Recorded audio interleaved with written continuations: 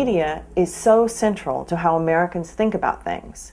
It didn't happen if it didn't come on TV. It didn't happen if we don't have a picture of it. Where do these images come from?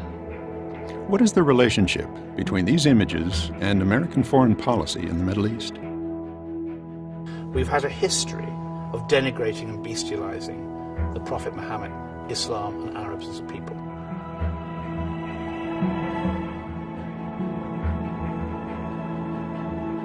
The new moral geography represented the Middle East as a world of dangerous religious fanaticism. You're in my country now. You're my wife. You do as I say, you understand me? 1979 is the great turning point in the history of the 20th century, and indeed in the history of our times, because the consequences of 1979 in Iran are comparable with the consequences of 1789 in France. It's a revolution of world historical importance, and its reverberations carry on to the present. American evangelical Christians were taken by the idea that the founding of Israel would lead to the second coming of Jesus.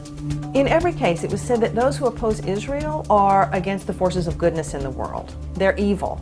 And so, Arabs come out very badly in this scenario.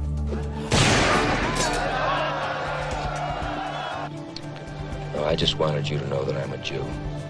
This is my country. The anger at the United States for its policies in the Middle East, for the utter failure to resolve the Israeli-Palestinian conflict, led to an increasing sense of hostility toward the United States. Bin Laden entered the tent and put his Kalashnikov down beside him in his white robes. Welcome, Mr. Robert, to this place. It's good to see you again, blah, blah, blah.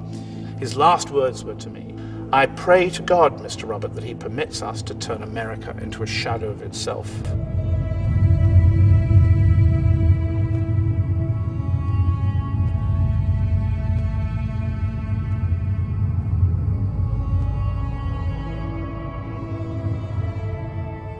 I don't know if all history changed, but it certainly made the identification of the alien others really, really simple.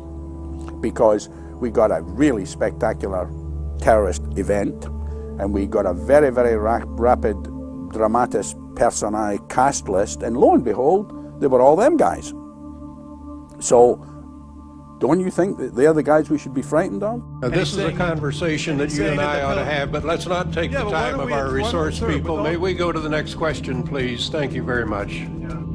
Because the answer would have been that our relationship with Israel is one of the main reasons that we have a terrorist problem. And the Israel lobby does not want that message to get out to the American people, because it would then force Washington to change its policies towards Israel. There's sometimes a gutlessness that we don't want to push the boundaries of what can be written or what can't be written, and to me that's the problem. So over and over again, you see, what you do is you change and diminish the language of the conflict. The wall becomes the fence or the barrier. The occupation zone becomes the security zone. The occupied territories becomes disputed territories. Settlements become neighborhoods. And so we make the Middle East unintelligible for people who don't live there or visit there. And then I went to the ticket counter and I wanted the guy to know whose side I was on, so I caught myself enunciating English like never before. Wanted him to know, I was like, "Hello, my fellow American. How are you?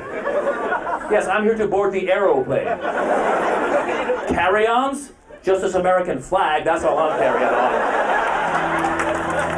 Get off!